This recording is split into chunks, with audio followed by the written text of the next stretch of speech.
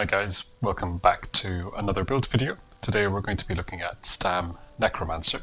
I put out a poll recently asking about which classes people wanted me to have a look at, and I had a couple of build ideas for Stam Necro, and I'll be honest here, Necromancer, even with the recent buffs, is not in the best place in PvP.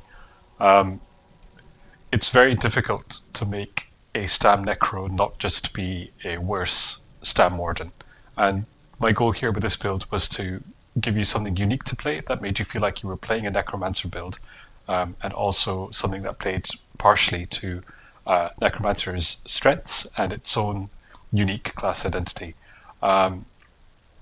If you want to play something meta that will work, I'll tell you straight away, run Oak Feathers in the front bar, run Wretched Vitality on the back bar. You can't go wrong. But at that point, you're just playing a budget Stam Warden, essentially, with worse healing. So this build looks at some of the class sets and combines them quite effectively to have a unique burst combo, and it's quite a bit of fun. You can get some nice burst damage with it, and yeah, mechanically it's a wee bit challenging actually to get everything to line up properly. You have to plan ahead a little bit, but let's start off just by having a look at the sets that we're running. You probably picked these up just while you were watching the clips at the beginning, but we are running on the front bar Corpse Buster. This is the new Infinite Archive set for Necromancer, so we're running this as a sharpened maul on the front bar, and this gives us 2 lines of weapon damage, a line of weapon crit. And then when we consume a corpse, the corpse explodes, and this deals a 5-meter AoE burst damage, and it also afflicts anyone hit with minor breach. We use the detonating siphon skill to trigger this ability. This is a free skill. It's quite nice because while it's active, it gives us major savagery and prophecy. It does a nice bit of burst damage in an AoE when you activate the skill as well, and also while slotted we do increased damage as well. So this combines together with the 6k tooltip from this, plus the so we're looking at a 7.4k tooltip on the set and a 6.7k tooltip on the actual ability itself. Especially if there's multiple corpses around, you can very quickly deal a lot of damage, and it also acts as a nice AoE dot as well.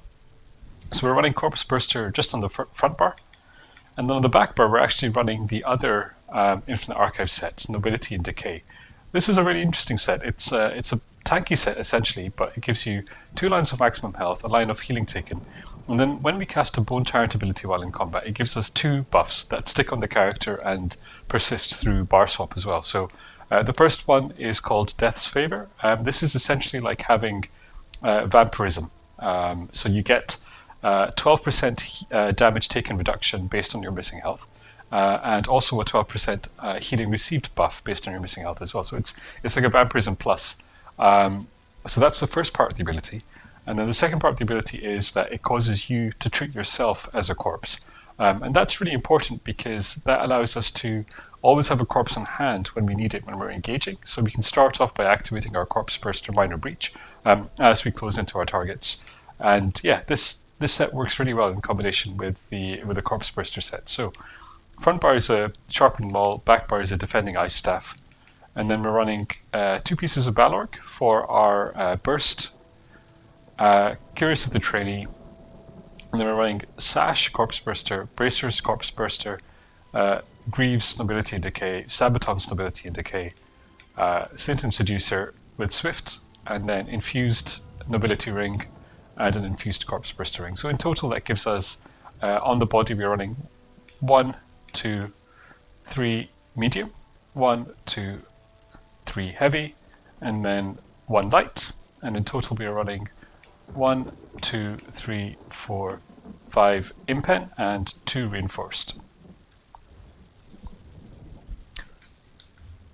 Looking at the skills, so our front bar is our 2-handed bar. We're running Executioner as our execute, Blighted Blast Bones as our delayed damage burst ability. This is a very strong ability.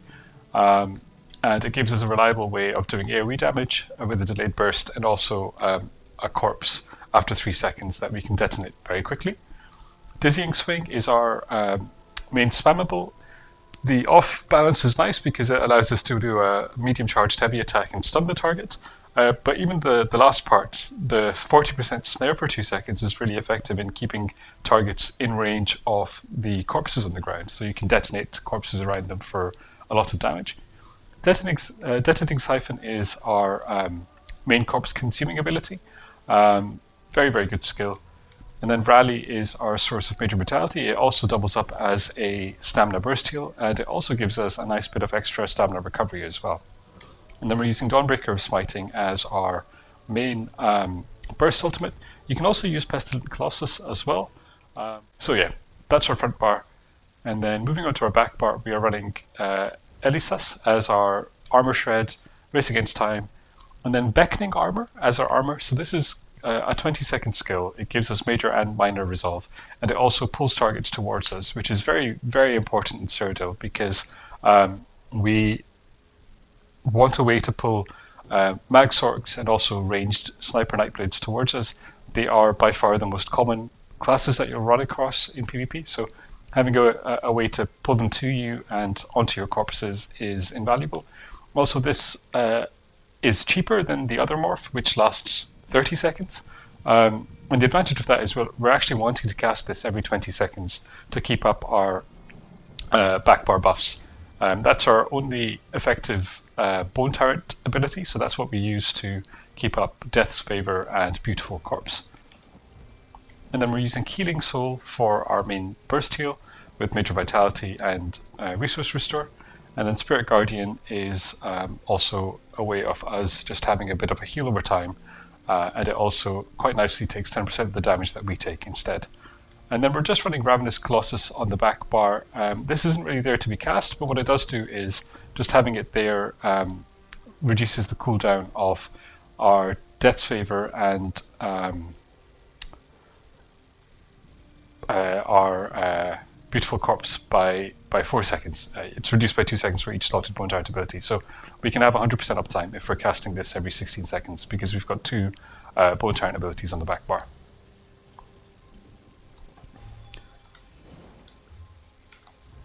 Looking at our character sheet, so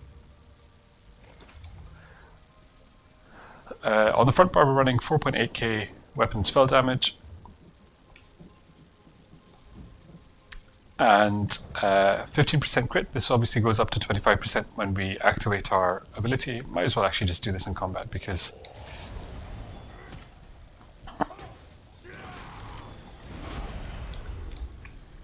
so yeah, 27% crit, 5.4k weapon spell damage, and then a decent amount of penetration. Remember, we get major and minor breach because of the Corpse Burst ability, a nice healthy 20k max stamina with 2k stamina regen, and a nice 35k max health as well.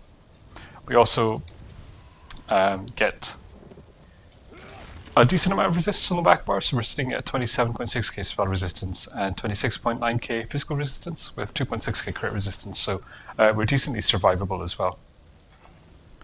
We do build slightly into crit damage, so with our Race Against Time up, on the front bar we are sitting at 16% crit damage, but the nice thing is because we have 2 of these Gravelord abilities on the front bar, against targets that have less than 25% health, we actually get an extra 20% crit chance. So we're sitting at 50% crit chance against low health targets. So that's really nice, actually, just giving the extra little nudge that we need with Executioner to get the job done. Okay, so just to go over the rotation quickly, so you want to approach on your back bar with your buffs up. Cast Elisas, cast Armor, Blighted Blast Bones, self-detonate, Wrecking Blow, Dawnbreaker, detonate, execute. So that self-detonation is very nice because it means that we know exactly when that first blow-up is going to be, and Detonating Siphon will only do its burst damage when you recast it, it won't do its the skills burst damage on the first cast. So that's why we want to have it up and running on ourselves first, and then when we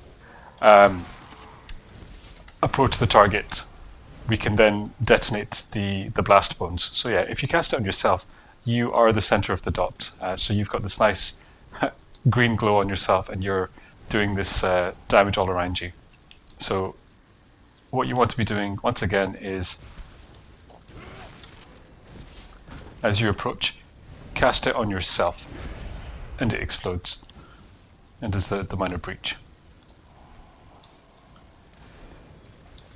Okay, getting on to our champion points. So we are running in the blue tree Focused Mending for extra healing, Master at Arms for more direct damage and AoE damage, and then Resilience for some crit resist, just for some extra bulkiness. And then in the red tree we're running Sustained by Suffering for some extra regenerations, Pain's Refuge, Survival Instincts, and Celerity. Okay, so that's the Stam Necro build there. Give it a shot. It's quite effective. It's nice in group as well. In group, I would definitely run the other morph. I would run Pestilent Colossus rather than Dawnbreaker. Yeah, if there are multiple corpses on the ground, you can very quickly do quite a bit of burst AoE damage. And this definitely doesn't feel like a budget Warden. It does feel like its own unique thing, which means that it's quite a blast to play. Necro can still use some buffs. There's a lot of self-buff management, and there's a lot of tedium with the corpse mechanics. You often can't target the corpse ideally, but yeah, it's when it works, it is quite good fun. Anyway, hope you enjoyed, and thanks for watching. I will see you in the next build video. Bye.